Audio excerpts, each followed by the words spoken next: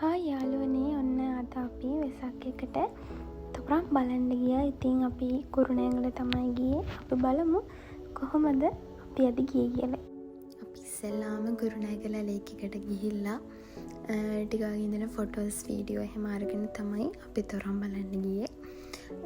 ඉතින් බලමු ලස්සනට කුරුණෑගල කොහොමද සරසලා තිබුණේ කියලා.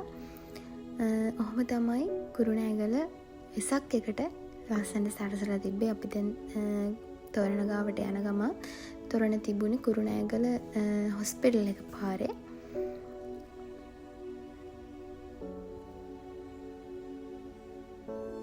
අපි ඔන්න දැන් තොරණ ළඟට ආවා. ඇත්තටම තොරණ ළඟ ගොඩක් ලොකු ක්‍රවුඩ් එකක් හිටියා.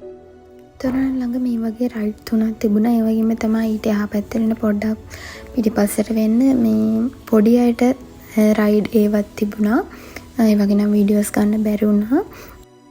ඔන්න ඔය විදිහට තමයි මේ දේවල් තිබුණේ. ගොඩක් පෝලින් තිබුණා ඒ වගේ යන්න. අපි නම් ඇත්තටම ගියොත් ඒ වගේ ගියේ නැහැ. ඊට පස්සේ අපි එතන තිබ්බ ෂොප් වලිනුත් බඩු අරගෙන කාලා එන්න තමයි අපිටත් උනේ. ඉතින් ඔයාලත් අනිවාර්යයෙන්ම කුරුණෑගලවට ඉන්නවනම් කුරුණෑගල මේ වෙසක් තොරණ බලන්න යන්න. ඉතින් ඔහොම තමයි එදා දවස් ඉවරුනේ. ඒ වගේම මට තොරණ ළඟින් පොඩි ගිෆ්ට් එකකුත් හම්බුණා.